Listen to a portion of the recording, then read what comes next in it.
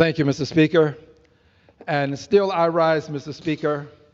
Very proud to have this opportunity to stand here and to address colleagues, persons who are within the chamber, as well as people who may be without, who are tuning in. I'm especially proud today, Mr. Speaker, because I have in my hand a fact sheet. This fact sheet comes from the White House.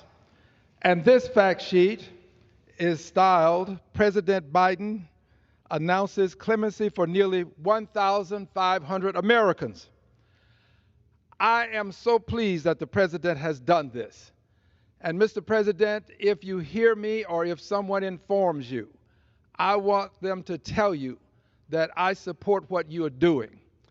I have supported you as President. I think you have made a tremendous difference in the lives of a good many people in this country. I do believe history will be kind to you, and it will say to those who were not here at this time that you made a difference within your lifetime, and that means something to me. I'd like to read a few things from this fact sheet. Thereafter, I will go into something that is related in a very tangential way, but I'd like to go into something more. But first, from the fact sheet, it reads, today's announcement will commute the sentences of close to 1,500 individuals who were placed on home confinement and will pardon 39 individuals convicted of nonviolent crimes. Today, President Biden announced that he is granting clemency to nearly 1,500 Americans. Let me stop for just a moment. I'll come back to this, but 1,500 people will now have the opportunity to, in a sense, begin life anew. They will have a new promise that they can now address. And that promise is you can have great opportunities in this country if you play by the rules. Well, this helps them to demonstrate to the world that they are playing by the rules. It reads again, President Biden announced that he is granting clemency to nearly 1,500 Americans, the most ever in a single day. I'm sure that there are many presidents who have desired to do more. It's difficult to do all of the things that you want to do when you have so many things to do. This president has had many great things to accomplish. He did a great job with the pandemic. He did a great job when it comes to the infrastructure bill that eluded many others for years, perhaps even decades. He did a great job in appointing people to positions, to the United Nations, a female, to the Supreme Court, a female, a vice president that is a female, and he selected this person to run with him. He has done things that will make those who look upon this time, when they look through the vista of time back and they see us at this time, they will know that President Biden left great tracks in the sands of time so that we can know that he came one way and then he proceeded to do great things in other ways. He has done this for the most ever in a single day, who have shown successful rehabilitation and a strong commitment to making their communities safer. A strong commitment to making their communities safer. The president is commuting the sentences of close to 1,500 individuals who were placed on home confinement during the COVID-19 pandemic and who have successfully reintegrated into their families and communities. He is also pardoning 39 individuals who were convicted of nonviolent crimes. These actions represent the largest single-day grant of clemencies in modern history. Mr. President, I salute you. I commend you. I honestly believe that your desire is to do things that can benefit humankind, and you have demonstrated it in so many ways. But, Mr. President, I have an additional request. I have called it to your attention prior to this time, but I have this additional request. I have made the request here on the floor of the House of Representatives, and I make it again. I make this request because there are some people who have not been given the special treatment that others have received by virtue of the way they behaved. These persons are persons who lived many years ago. They are persons who suffered for some 246 years of enslavement. These are persons who have not been treated fairly by our country, Mr. President. They've not been treated fairly by this House of Representatives, Mr. President. They've not been treated fairly by the United States Senate, Mr. President. I can say these things, Mr. President, because I am an unbought, unbossed, unafraid, liberated member of Congress. And I want you to know that these persons, the persons who were enslaved, commenced with us, meaning the colonies, on August of 1619, when the first 20 persons were brought into slavery into the colonies. They've not been treated fairly, that first 20, nor have the many that followed, some more than 10 million. They've not been treated fairly. They have not been respected. And I'm asking for respect for the persons, the some 10 million persons, whose lives were sacrificed, not willingly, I might add, whose lives were sacrificed to make America the great country it is today. They were the economic foundational mothers and fathers of this country. They planted the seeds, harvested the crops. They served in the homes. They built roads and bridges. They helped to construct the White House. Their hands were involved in the construction of the Capitol. They have not been respected for what they have done, Mr. President. This House has not respected them. And by the way, when I say this House, that includes Republicans and Democrats. There are people who seem to think that I am somehow myopic and I only see what Republicans do and not do. There are Democrats who have not respected them as well. One way that they could be respected would be to simply sign on to a piece of legislation that would accord a congressional gold medal to these persons. A congressional gold medal, similar to what we did for the Confederate soldiers in 1956, as well as soldiers who represented the Union. Similar to what we did for them. We could do this for them. You can do this posthumously. This is not directed to you especially. I just want you to understand the condition as I'm speaking, Mr. President. Posthumously it can be done, and this House could do it. Just recently, this House last week accorded some special treatment for the victims of the Holocaust, those who were heroes of the Holocaust and heroines of the Holocaust. They were accorded some special treatment. A congressional gold medal was presented, will be presented to them. We passed the legislation to allow it to be done. This is the right thing to do. We should do this for those who were there to help the victims of the Holocaust. It is the righteous thing to do, more than the right thing. It's a righteous thing to do. I salute those who had a hands-on experience with causing this to happen. But for 246 years, those who were enslaved have not received a similar honor. Similar, not the same, because we're talking about now persons who last week were the heroes who helped them. I'm talking about the people who were the victims now. We have done things for the victims of the Holocaust that we've not done for persons who were victims of slavery. These two circumstances are not the same. They are both great crimes against humanity. That is what makes them similar. They are not the same. I don't say that the Holocaust is the same as slavery, and I don't say that slavery is the same as the Holocaust. They are two great crimes against humanity. But we have been more generous with our treatment of those who were victims of the Holocaust than we have been for those who were victims of enslavement for some 246 years. And it's time for that to change. I don't see the House doing anything to change it right away. And when I say the House, I'm talking about Democrats and Republicans. I don't see them doing anything right away. But, Mr. President, there's something you can do right away.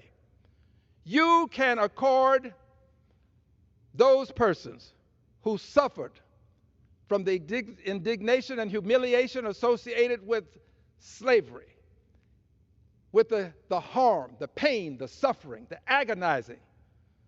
You can do something for them. This is not all that should be done. But if you do this, you will show that their lives meant something to us, that it means something to you.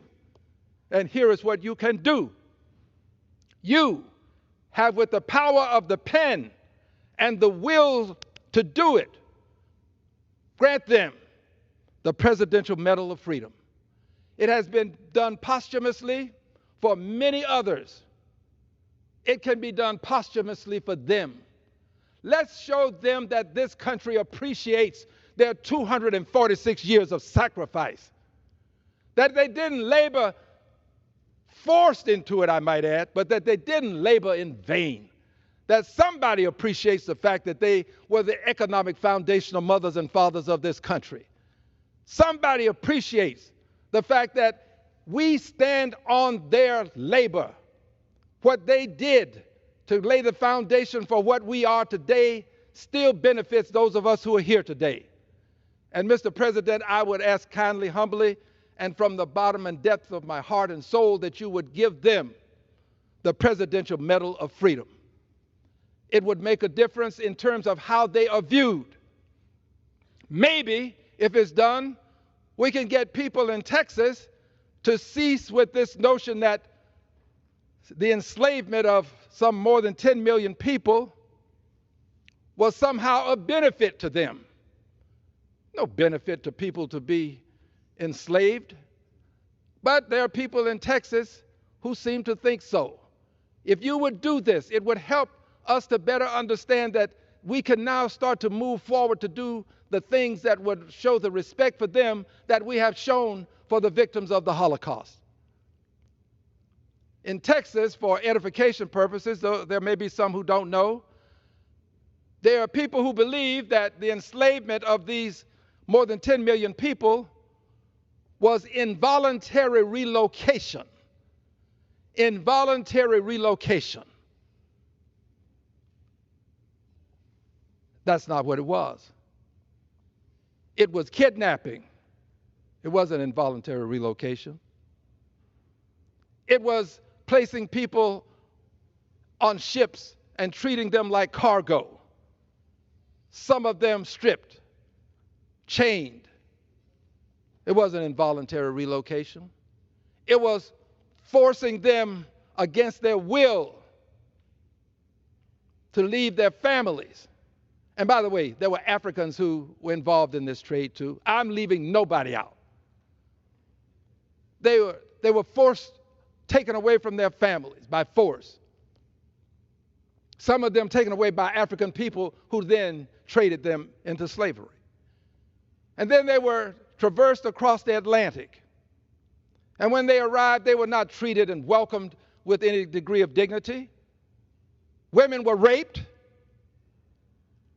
Men were brutalized, lynched.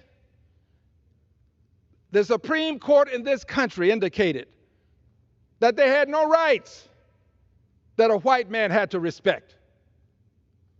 They were disrespected by the Supreme Court. They were disrespected by President Johnson when he decided he would abandon the whole notion of some sort of recompense for them. And they have been disrespected throughout history. To this day, they have been disrespected. They were taken to various places, sold on the auction blocks. Children separated from mothers and fathers. Husbands separated from wives. They had no rights. You could do whatever you wanted to them if you were the master. They have been disrespected. Mr. President, I beseech you, I implore you, show them some respect and grant them the Presidential Medal of Freedom. I will still continue to bring to the attention of the members of this House the fact that they but only have to sign on to a document that is necessary for the House to do what it can to grant them the Congressional Gold Medal. I will continue to present it.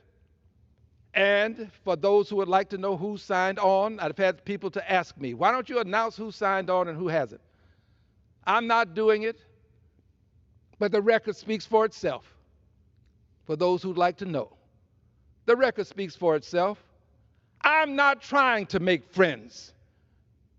I'm trying to make sure that people are respected who have earned the respect that they richly deserve. And I want them to know that there's at least one person who's going to fight for them. I want them to know they're not here. How can they possibly know? Well, know in the sense that I believe that if I do this, somehow the times will change such that they will benefit even after they have had their demise. They will still benefit from what we're doing.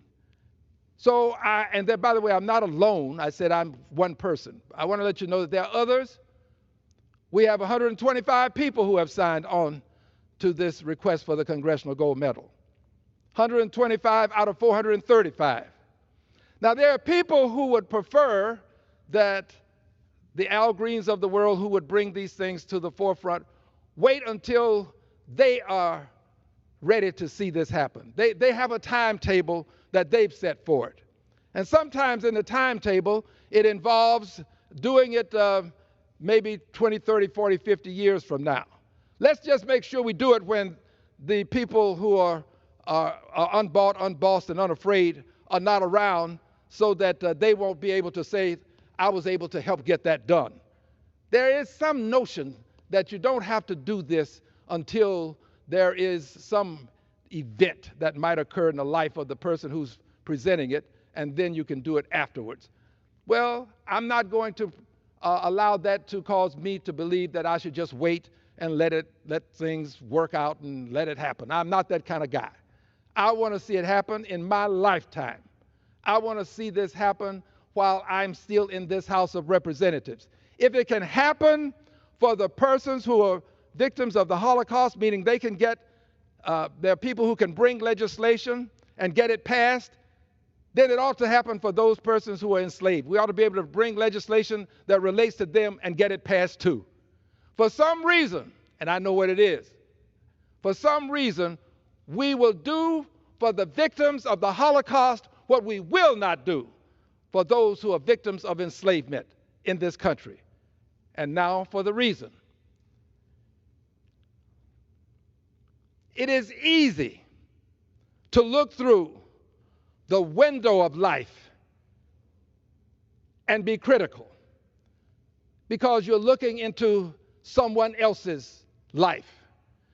In this case, you're looking into another country when we deal with the Holocaust. It's easy to do that, to look into the window of life and be critical, to talk about what happened to our Jewish brothers and sisters. And I'm as critical as anybody in terms of what happened to them. It was wrong. It should never have happened. I have stood and fought for them to be properly respected. I have voted for the legislations, the pieces of legislation that relate to the Holocaust.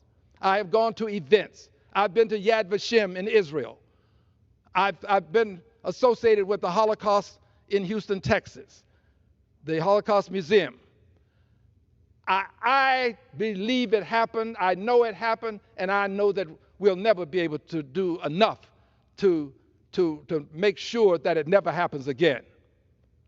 But we do that by looking through the window of life.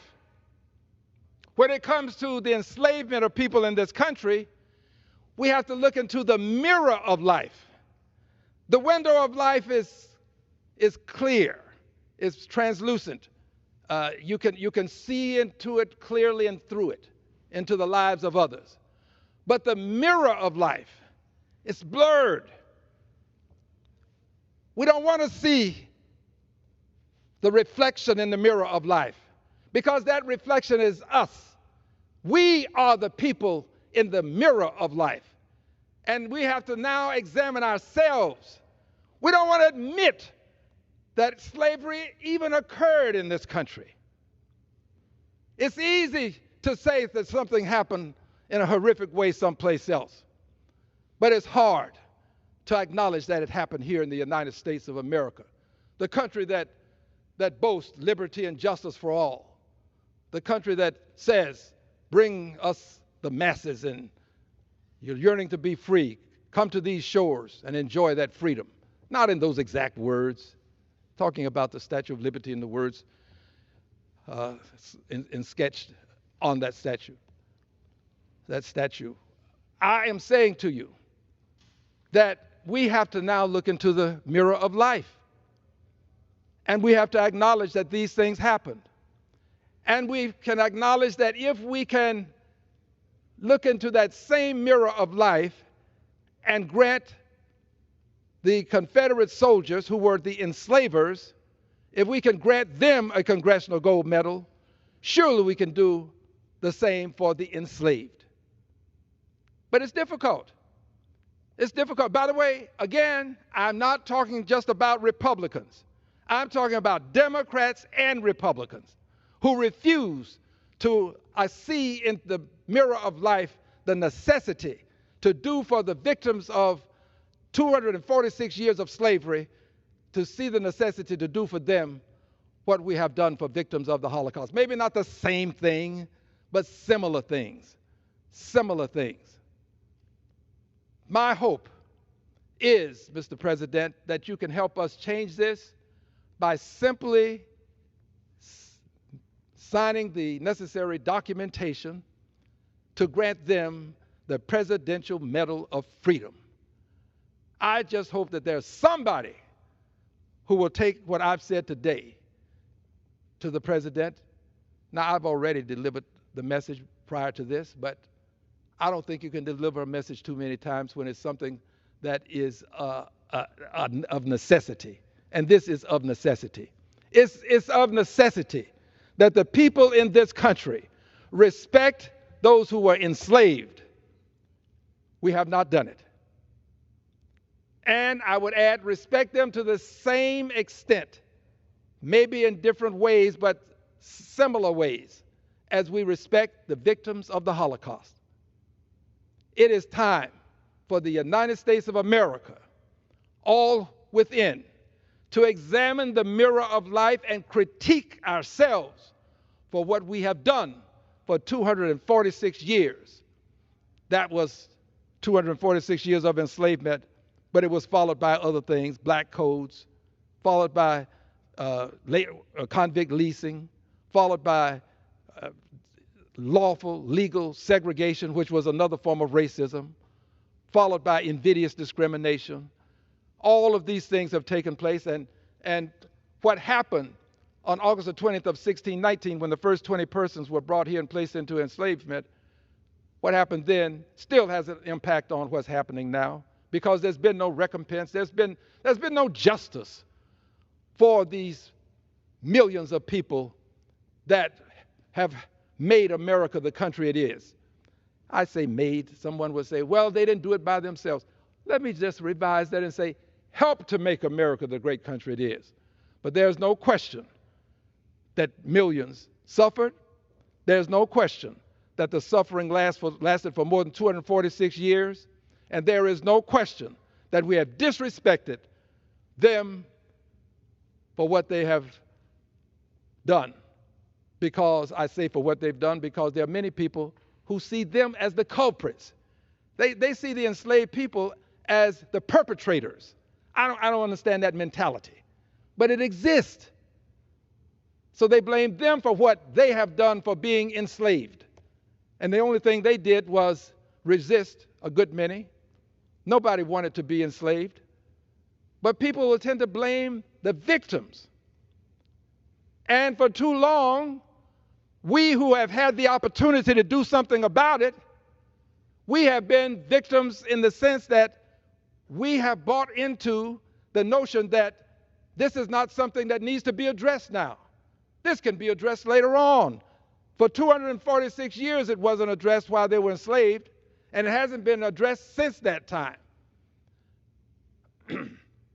So, in a sense, the people who are doing nothing about it have been victims of a society that disrespects the victims of slavery. I'm sorry I have to be the bearer of truth, but somebody has to do what I am doing currently. I regret having to say these things to people, but people need to know from somebody that this is wrong. And we ought to have the courage to do something about it, as opposed to wanting to do something about the messenger.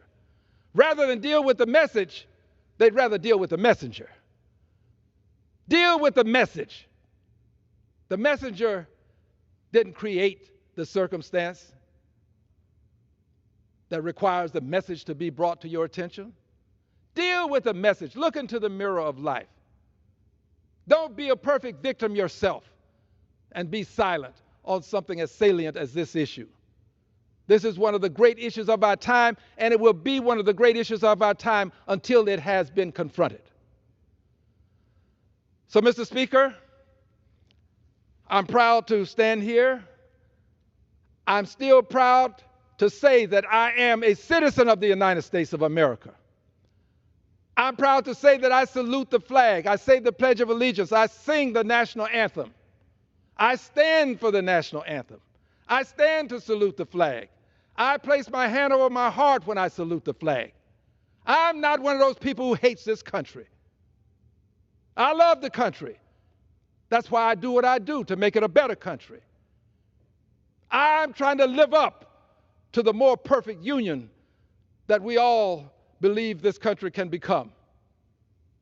So, Mr. Speaker, I want you to know that as a person who's proud to be a citizen of the United States of America, notwithstanding all of the things that have happened here and the things that it has done to me personally, when I was a son of the segregated South, and I had to go to the back door and sit in the back of the bus, stand in the back of the line, get locked up in the bottom of the jail if I were arrested, sit in the balcony of the movie.